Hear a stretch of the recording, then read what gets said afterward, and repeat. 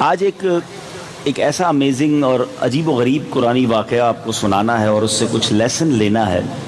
قرآن مجید فرقان حمید میں جا بجا بہت ہی خوبصورت اور سبق آموز واقعات ہیں۔ ایک ایسی پرسنالٹی ہماری اس دنیا میں گزری ہے کہ جو بڑا ہی کمال کا بندہ اپنے دور میں تھا، اور اس بندے کا حال یہ تھا کہ وہ ایک زبردست عالم، زاہد تھا، عبادت گزار تھا، اور اس کو اسم اعظم کا بھی علم تھا۔ اللہ کے نام پاک اسم اعظم کا علم تھا، اور اپنی روحانیت، اس کے پاس ایسی روحانیت تھی کہ وہ عرش اعظم کو، زمین پر رہ کر عرش اعظم کو دیکھ لیا کرتا تھا، اور بہت ہی مستجاب الدعوات تھا۔ جو دعا مانگتا وہ دعا قبول ہوتی تھی، اور اتنا پاپولر ٹیچر تھا کہ اس کے جب درس ہوتے تھے، لوگ اس کے بیان میں آتے تھے، اس کو جو اسٹوڈنٹس آتے تھے، تو اس کی جو درس گاہ تھی اس میں 12,000 دواتیں تھیں، یعنی 12,000 انک پاٹ آج کے دور میں آپ سمجھ لیں۔ اس زمانے میں تو قلم دوات کے ذریعے لکھا جاتا تھا، اب تو بال پین آ گئے ہیں۔ جو تھوڑا سا پرانے ہیں ان کو پتہ ہے پہلے انک پین ہوتے تھے، اور ہم انک سے اس میں فل کیا کرتے تھے، پھر لکھا کرتے تھے۔ اس سے پہلے قلم ہوتی تھی لکڑی کی، جس کو جناب انک میں ڈبو کر لکھا جاتا تھا، قلم دوات جس کو کہتے تھے۔ 12,000 دواتیں اس زمانے میں، thousands years پرانی بات کر رہا ہوں، کہ اس کے اسٹوڈنٹس اتنے ہوتے تھے کہ اس کی درس گاہ میں 12,000 دواتیں ہوا کرتی۔ اب اس شخص کا نام کیا تھا؟ اسے بلعم بن باعورہ کہتے ہیں۔ یہ اپنے زمانے کا زبردست عالم، زاہد، عبادت گزار تھا، اور مستجاب الدعوات، دعائیں قبول ہوتی تھیں۔ اب معاملہ یہ ہوا کہ حضرت موسیٰ علیہ السلام نے قوم جبارین سے، ایک قوم تھی اللہ کی نافرمان تھی، اس سے جہاد کرنے کے لیے بنی اسرائیل کو لے کر روانہ ہوئے۔ تو بلعم بن باعورہ کی جو قوم تھی اس کے پاس گھبرا کر آئی، اور اس نے کہا کہ حضرت موسیٰ علیہ السلام لشکر کو لے کر آ رہے ہیں اور ہم پر حملہ کریں گے، اور وہ یہ چاہتے ہیں کہ ہماری زمینیں بھی چھین لی جائیں۔ تو اب آپ ایسا کریں کہ آپ کی دعا قبول ہوتی ہے، آپ حضرت موسیٰ کے خلاف بد دعا کر دیں کہ اللہ ان کو ہلاک کر دے، یہ ہار جائیں، یہ ہم پر حاوی نہ ہوں، کنٹرول نہ کر سکیں۔ بلعم بن باعورہ کہتا ہے اللہ کے بندو، تم کیا چاہتے ہو مجھ سے؟ میں اللہ کے نبی کے خلاف بد دعا کروں؟ دعا اللہ سے ہی مانگنی ہے نا، اللہ سے دعا کروں اور اللہ کے نبی کے خلاف کروں، یہ کیسے پاسبل ہے؟ لیکن وہ قوم گڑ گڑانے لگی، آپ کے سامنے التجائیں کی کہ آپ کسی طرح میری بات مانیں۔ وہ کہتے ہیں کیسے کر سکتا ہوں، ان کے ساتھ تو مومنوں کی اور فرشتوں کی جماعت ہے۔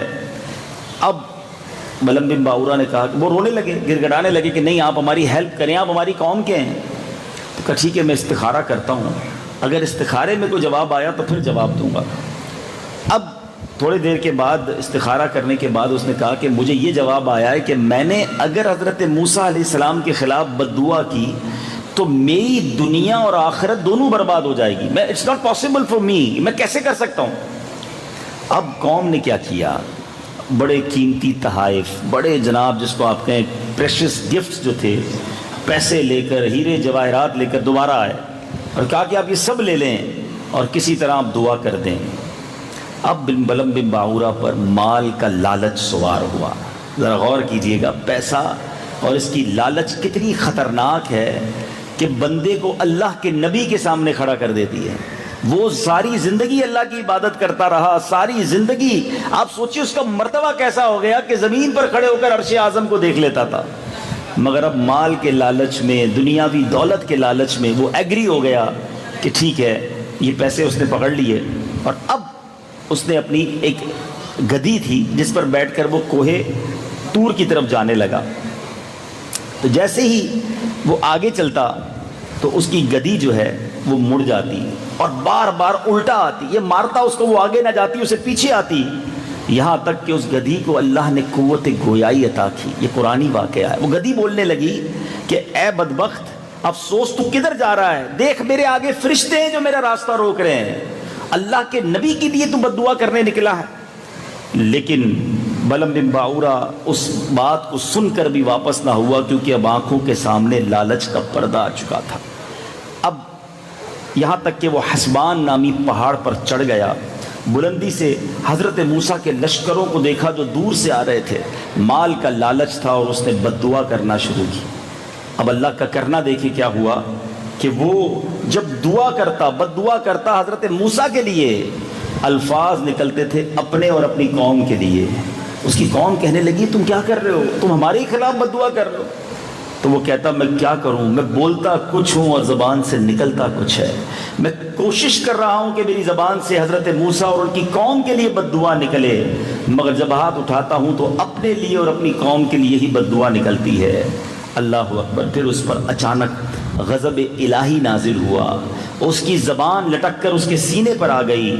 اب بلعم بن باورا نے اپنی قوم کو روتے ہوئے کہا کہ مجھ پر اللہ ناراض ہو گیا ہے، میری دنیا اور آخرت برباد ہو گئی، اب میں میری کوئی دعا قبول نہیں ہو سکتی۔ مگر چونکہ اب شیطان اس کے سر پر سوار ہو گیا تھا، اس نے کہا میں تو کچھ نہیں کر سکتا، مگر اب میں تمہیں ایک چال بتاتا ہوں، اگر تم کسی طرح حضرت موسیٰ کے لشکر کو شکست دینا چاہتے ہو یا ان کے لشکر کو خراب کرنا چاہتے ہو تو there is one way۔ ایک کام کرو کہ ہزاروں خوبصورت لڑکیوں کو بہترین پوشاک اور زیورات پہنا کر ان کے لشکروں میں بھیج دو، کسی ایک شخص نے بھی اگر برا کام کر لیا تو پورے لشکر کو شکست ہو جائے گی۔ بلعم بن باورا نے جو پلان بتایا، قوم جبارین نے اسی پر عمل کیا۔ اس طرح باقاعدہ لڑکیوں کو تیار کیا گیا، حضرت موسیٰ کے لشکر میں بھیج دیا گیا۔ بدقسمتی سے ایک ایسا شخص بنی اسرائیل کا تھا جس نے اس پورے لشکر میں سے گناہ کیا، اور اللہ کو اس گناہ پر اتنا رب ناراض ہوا کہ میرے میٹھے اسلامی بھائیوں، اب اس قوم میں، اس لشکر میں طاعون کی وبا پھیل گئی، 70,000 آدمی مارے گئے، لشکر تتر بتر ہو گیا۔ حضرت موسیٰ علیہ السلام بہت غمگین ہوئے اور وہ لشکر گویا بغیر لڑائی کیے واپس لوٹ گیا۔ یہ واقعہ قرآن مجید فرقان حمید میں اگر آپ پڑھنا چاہیں تو یہ واقعہ قرآن پاک کے پارہ نمبر 9 سورہ اعراف آیت نمبر 175 اور 176 میں ہے۔ اس واقعے سے ہمیں بہت کچھ سیکھنے کو ملتا ہے۔ پہلی بات کہ دعا جو ہے یقیناً اثر رکھتی ہے۔ دعا کرنے میں، اللہ سے دعا مانگنا یہ بڑی برکت والی بات ہے۔ بد دعا کسی کے لیے نہیں کرنی چاہیے، مگر دعا جو ہے وہ اس قدر بڑا کام ہے۔ نارملی لوگ دعا کو بڑا نارمل لے لیتے ہیں کہ یار ٹھیک ہے دعا ہو رہی ہے، جیسے ابھی بھی آج بھی دعا ہوگی، باقاعدہ پورا بیان غور سے سنیں گے، مسجد میں نماز بھی پڑھیں گے، لیکن جب دعا کی باری آئے گی تو ہم بہت زیادہ کیجول لے لیتے ہیں۔ ایسا نہ کریں۔ الدعاء مخ العبادہ، حدیث پاک ہے دعا عبادت کا مغز ہے۔ اور کمال کی بات یہ ہے، دعا کہتے کیا ہے؟ اللہ سے مانگنا۔ مانگنا دنیا میں کسی کو اچھا نہیں لگتا، مانگنا جو ہے مانگنے والے کو بھی اچھا نہیں لگتا، جس سے مانگو اس کو بھی اچھا نہیں لگتا۔ آپ اللہ نہ کرے کسی کو مانگنے کی نوبت آ جائے تو اس سے پوچھو جس کو کسی سے مانگنا پڑے، بڑا دل پہ بوجھ ہوتا ہے۔ اور جس سے مانگو، آج آپ سے کوئی آپ کا دوست کہے کہ میری ہیلپ کر دو، میں پریشان ہوں، شاید اچھا دوست ہوگا تو ایک بار ہیلپ کر دیں گے، دوسری بار مانگے گا تو آپ تھوڑا سا ریلیکٹنٹ ہوں گے کہ یار پھر آ گیا، چلو یار تھوڑے اور دے دو، تیسری بار تو آپ کہیں گے اس کی تو عادت ہو گئی بھائی، چوتھی باری میں فون بھی بند کر دیں گے، آپ نمبر ہی بلاک کر دیں گے، یار یہ تو مانگنے والا ہو گیا ہے۔ اٹ مینز یہ ہے دنیا، کسی سے 3-4 بار سالوں کا تعلق ہو، تیسری چوتھی کے بار تعلق ہی ختم ہو جائے گا کہ بار بار مانگ رہا ہے۔ یہ ہے دنیا۔ اور میرے رب کے خزانے دیکھو، قرآن میں فرماتا ہے ادعونی استجب لکم، تم مجھ سے دعا مانگو میں تمہیں عطا فرماؤں گا۔ اور احادیث میں یہ مضمون ملتا ہے کہ بندہ جتنا رب سے مانگتا ہے اللہ اتنا پسند فرماتا ہے، جتنا زیادہ اللہ سے مانگنے والا ہو۔ اب ذرا سمجھیے گا، اللہ کے حبیب علیہ السلام کتنی دعا مانگتے تھے، ہر اسٹیپ پر دعا ہے۔ اگر نبی پاک کی زندگی کو آپ دیکھیں نا، صبح اٹھنے کی دعا، رات سونے کی دعا، آئینہ دیکھنے کی دعا، کھانا کھانے کی دعا، کھانے کے بعد کی دعا، گھر سے نکلنے کی دعا، گھر میں داخل ہونے کی دعا، سواری کی دعا، ایچ اینڈ ایوری سٹیپ پر اللہ کے حبیب نبی پاک جو ہے اللہ کی بارگاہ میں مانگا کرتے، دعا کیا کرتے۔ بلکہ نبی پاک کی تو ایک بڑی کمال کی دعا ہے، آپ فرماتے اللہم اعنی علی ذکرک و شکرک و حسن عبادتک، اے اللہ میری مدد کر کہ میں تیرا شکر ادا کروں، میری مدد کر میں تیری عبادت کروں، بہترین حسن عبادتک، اور تیرا ذکر کروں۔ اللہ سے اللہ کی عبادت کے لیے بھی دعا مانگتے کہ اللہ تو میری مدد کر کہ میں تیرا بہترین عبادت گزار بن جاؤں، شکر کرنے والا بن جاؤں، تیرا ذکر کرنے والا بن جاؤں۔ ایچ اینڈ ایوری سٹیپ پر دعا ہے۔ مجھے بتائیے ہم کتنی دعا مانگتے ہیں؟ پرابلم یہی تو ہے، ہماری زندگی میں ایک ایسی مین لائن ہے جو میں اور آپ بھول گئے ہیں۔ ہم دنیا والوں سے مانگتے ہیں، ہم سب سے مانگتے ہیں، ہم رب سے نہیں مانگتے ہیں۔ ہم سب سے ہیلپ کی توقع رکھتے ہیں کہ یار فلاں سے تعلق ہو گیا نا تو مسئلہ حل ہو جائے گا، وہ فلاں سے دوستی ہو جائے ٹینشن میں یہ کام آ جائے گا، یہ اچھا دوست بن گیا اب خیر ہے۔ دنیا والوں پر بھروسہ ہے، اللہ پر بھروسہ نہیں ہے۔ ایسا نہ کریں، آپ یقین کریں، آپ اللہ سے مانگنا شروع کر دیں، اپنی زندگی میں دعا کو شامل کر لیں۔ اور دعا کا کمال یہ ہے کہ کبھی بھی دعا ایسا نہیں ہے کہ نل اینڈ وائڈ ہو جائے، دعا فائدہ ہی دیتی ہے۔ حدیث پاک ہے، اللہ کے حبیب فرماتے ہیں جس کا مضمون ہے دعا تین چیزوں سے خالی نہیں ہوتی، تینوں میں سے کوئی ایک ضرور ملے گی۔ ایسا نہیں ہے دعا سے کچھ نہیں ملے گا، جتنی بار بھی دعا مانگیں گے نا تین میں سے ایک چیز مل جائے گی، اور تینوں کمال کی چیزیں ہیں۔ نمبر 1 جو مانگا وہی مل جائے گا۔ اور ہم صرف اس پہلے اسٹیٹ کو سمجھتے دعا قبول ہوئی، یار اولاد مانگی اولاد نہیں ملی دعا قبول نہیں ہوئی، پیسے مانگے پیسے نہیں ملے میری تو دعا ہی قبول نہیں ہوتی، دعا مانگی یار فلاں ملک میں چلا جاؤں نہیں جا سکا دعا قبول نہیں، نوکری مل جائے نہیں ملی دعا قبول نہیں۔ پہلا ہے یہ آپشن، نہیں ملا کوئی بات نہیں۔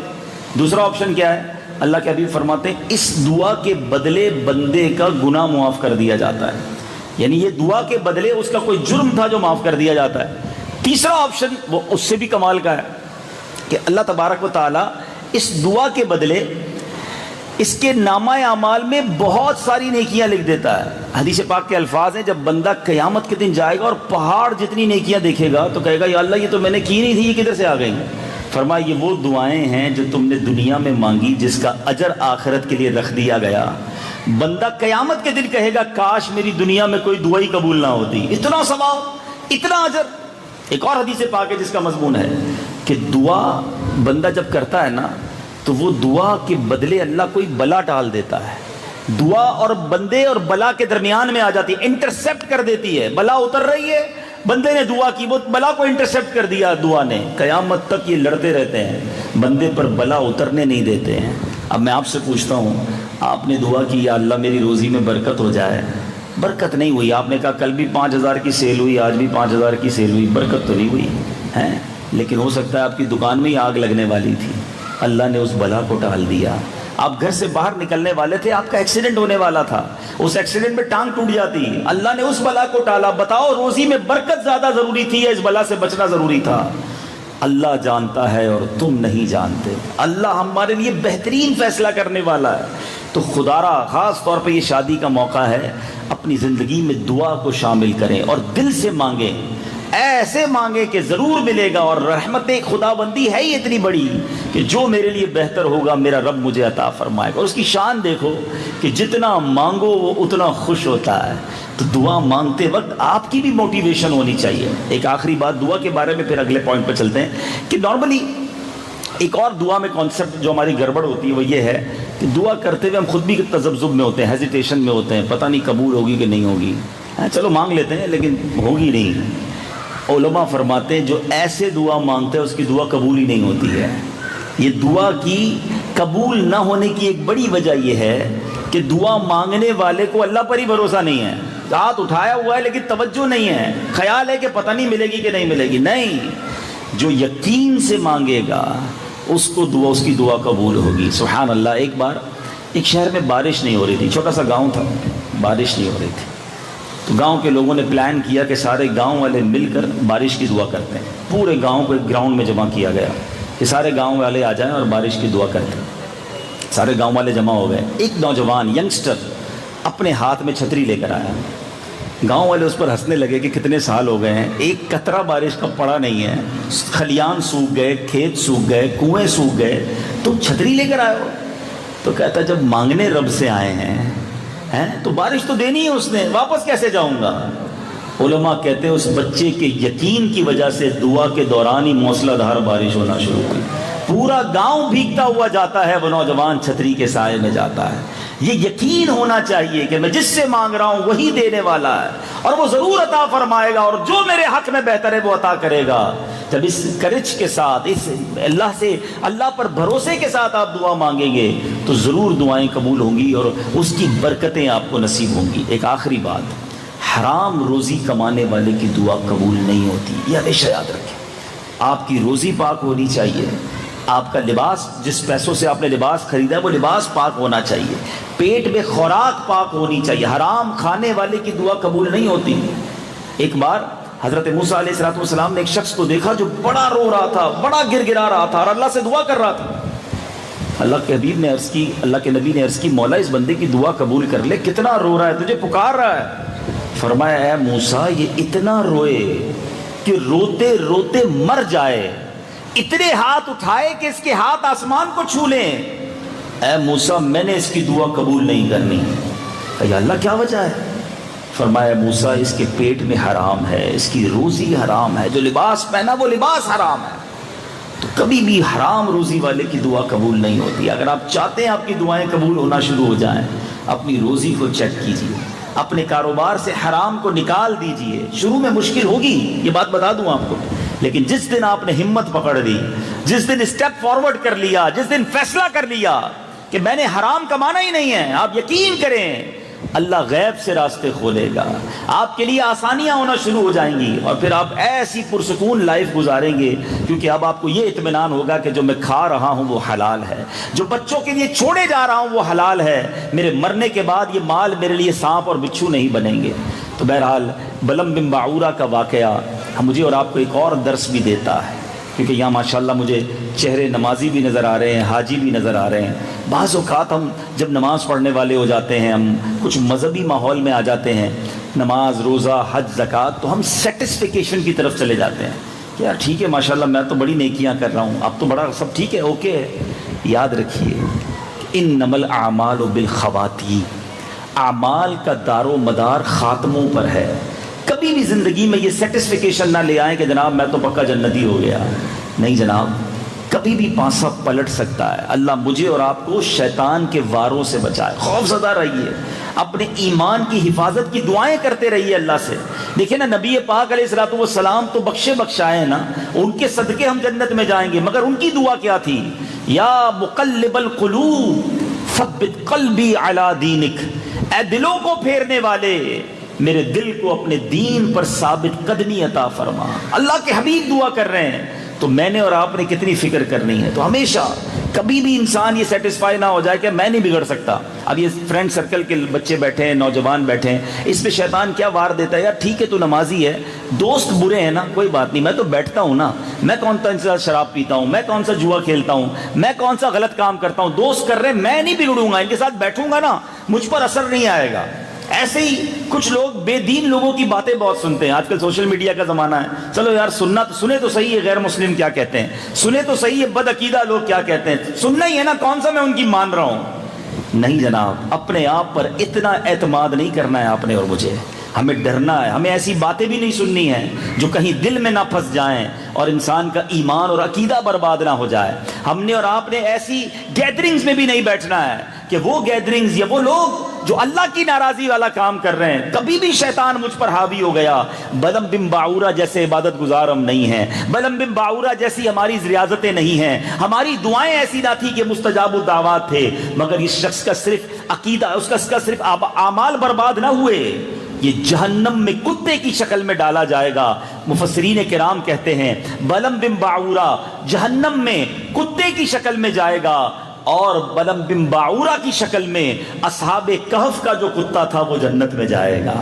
لک ایٹ دا ریولوشن، ایک ایسا شخص جس کی عبادتوں کے چرچے تھے، اللہ کے نبی سے ٹکر لی، اللہ کے نبی کے خلاف سوچا، رب کی نافرمانی کی، عبادتیں بھی گئیں، ایمان بھی گیا، اور اب وہ کتے کی شکل میں جہنم میں جائے گا۔ اور ایک ایسا کتا جو اللہ والوں کے ساتھ تھا، اصحاب کہف کے ساتھ رہا کرتا تھا، اللہ کو اس کتے پر بھی آپ غور کیجئے، اس کو بھی کیسی برکتیں عطا ہو گئیں کہ وہ کتا چونکہ نیکوں کے ساتھ رہا تھا، قرآن میں اس کا ذکر آیا، اور اب وہ جنت میں جائے گا۔ تو پتہ یہ چلا اچھوں کی صحبت جو ہے، کتے نے کون سے سجدے کیے تھے، کتے نے کون سی عبادتیں کی تھیں، اصحاب کہف کا ساتھ مل گیا تھا، تو اچھوں کی صحبت جو ہے وہ کہاں پہنچا دیتی ہے، اور بروں کی صحبت انسان کو کیسے برباد کر دیتی ہے۔ اور آخری بات جو اس واقعے سے ہمیں ملا، سیکھنے کو ملا، کہ ہمیں ہر حال میں اللہ کا شکر ادا کرنا چاہیے، اللہ کی نافرمانی کی طرف نہیں آنا چاہیے، ورنہ نعمتیں چھننے میں دیر نہیں لگتی ہے۔ یہ شادی کا گھر ہے، یہ ساری فیملی ایک اجتماع ہے، اس لیے میں اس ٹاپک کو ڈسکس کرنا چاہتا ہوں کہ جب بھی زندگی میں کوئی نعمت ملے، جب بھی زندگی میں اللہ کی طرف سے کوئی عطا ملے، اللہ کی نافرمانی نہ کرنا، اللہ کا شکر ادا کرنا، اس پر تکبر نہ کریں کہ جناب میرے تو حالات سارے ٹھیک ہیں، میں تو لاکھوں کروڑوں سے اچھا ہوں، میرے ساری چیزیں بڑی جناب پاپولر ہو رہی ہیں اور میرا مسئلہ ہی کوئی نہیں ہے اور یہ سب میں نے کیا ہے۔ میں نے اور آپ نے کچھ نہیں کیا، جو مہربانی ہے وہ ہمارے رب کی ہے۔ اور خاص طور پہ شادی کے موقع پر میں نے بیان کے شروع میں بھی یہ بات کہی تھی، کئی بد نظروں کی بد نظریاں ساتھ ہوتی ہیں، کچھ حاسدین ہوتے ہیں جو حسد کے مارے جل بھن رہے ہوتے ہیں۔ ایسے موقع پر اللہ کی رحمت کی زیادہ ضرورت ہے، ایسے موقع پر اللہ کے ساتھ کی، اللہ کی طرف سے برکتوں کی زیادہ ضرورت ہے۔ مگر بدقسمتی یہ ہے کہ جب شادی ہوتی ہے بندہ اللہ کی نافرمانی والے کام شروع کر دیتا ہے، شراب، ناچ گانے، جوا، نہ جانے کیا کیا شادیوں میں ہوتا ہے۔ ایسا نہ کیا کرو میرے میٹھے اسلامی بھائیوں، ذرا سوچئے، ایک نیا خاندان بن رہا ہے اور ہم اس بنیاد میں ہی اللہ کی نافرمانی ڈال رہے ہیں۔ تھوڑے عرصے بعد ہم سنتے ہیں گھر ٹوٹ گیا، کسی کے بارے میں سنتے ہیں کہ بچی کی شادی کی ہے، وہ گھر میں بڑی پریشان ہے۔ ارے جناب گھر میں نئی شادی ہوئی ہے، سکھ ختم ہو گیا ہے۔ غور کرو کہیں شادی میں اللہ کو ناراض تو نہ کیا تھا۔ میں دنیا کا دستور ہے آج آپ کو کوئی اچھا سا تحفہ دے دے، آپ پر ایک احسان کر دے، آپ کیا کرتے ہیں؟ آپ کہتے ہیں یار یہ بندہ ناراض نہیں ہونا چاہیے، کسٹمر از آلویز رائٹ جملہ ہے نا، کہ اپنے کسٹمر کو کوئی ناراض نہیں کرتا، یار یہ میرا کسٹمر ہے، یہ ہمیشہ مجھے سے مال لیتا ہے، یہ جو بھی کہتا ہے ٹھیک ہے یار اس کی بات مانو۔ آج کسٹمر کو ہم ناراض نہیں کرتے، اپنے محسن کو، ایک بار احسان کرنے والے کو ناراض نہیں کرتے۔ اتنی بڑی خوشی اللہ نے آپ کو دی ہے، پوچھو ماں باپ سے، ساری زندگی تمنا ہوتی ہے کہ میرے بیٹے کے سر صحرا سجے، اللہ مجھے وہ دن دکھائے کہ میری بیٹی کی شادی ہو جائے۔ اتنی بڑی نعمت اللہ نے آپ کو دی، مگر ہم کیا کرتے ہیں؟ ہم اسی شادی میں اسی نعمت دینے والے رب کو ناراض کرتے ہیں۔ یہ بڑا ہی عجیب معاملہ ہے، ایسا نہ کیا کرو۔ اور یہ بعض اوقات چند دوستوں کی طرف سے، چند رشتہ داروں کی طرف سے فرمائش ہوتی ہے، نہیں جناب شادی میں سب چلتا ہے، بچے کی خوشی میں نہیں کریں گے تو کب کریں گے؟ ارے اب نہیں کریں گے، اللہ کو ناراض کر کے شادی نہیں کریں گے، اللہ کی نافرمانی کر کے شادی کرو گے۔ یہ سارے مشورے دینے والے تو آگے پیچھے ہو جائیں گے، کہیں ساری زندگی کا دکھ اور قیامت کی مار آپ کے لیے نہ بچ جائے۔ تو خدا را ہمت میں آئیے۔ میں بہت خوش ہوں، جیسے مجھے پتا چلا کہ وقاص بھائی نے جب یہ پلان کیا کہ شادی، حالانکہ آج محفل کا اجتماعی ذکر و نعت نہیں ہے، محفل میلاد الگ سے نہیں منائی گئی، بلکہ ایک شادی کی رات ہی، نکاح آج ہے، نکاح کے لیے ماشاءاللہ انہوں نے یہ محفل سجائی، تو یہ بڑی اچھی بات ہے۔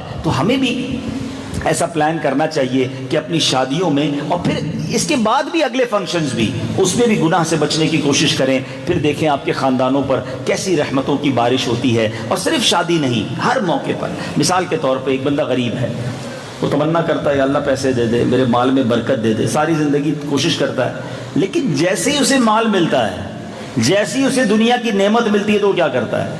ہونا کیا چاہیے کہ جس نے نعمت دی ہے اس کا شکر بڑھے، اس کے سجدے بڑھیں، یعنی اللہ مال دے تو ہمارے شکر اور صدقے بڑھنے چاہیے۔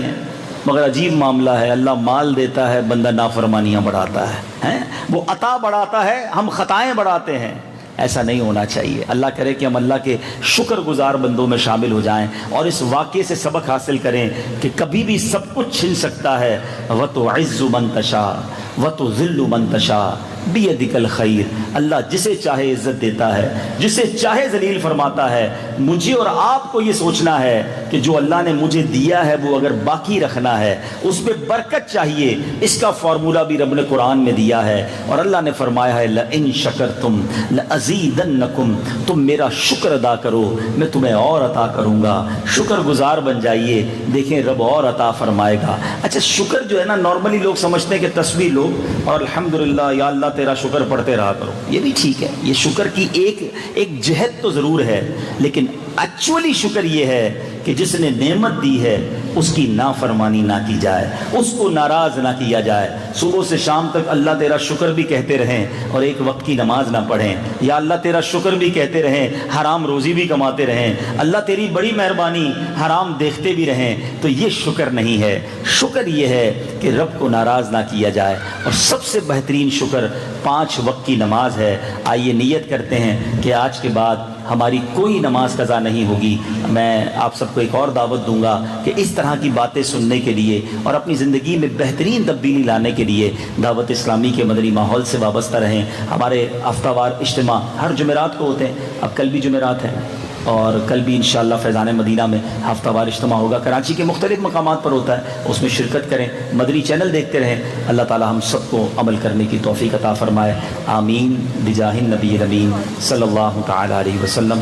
اب انشاءاللہ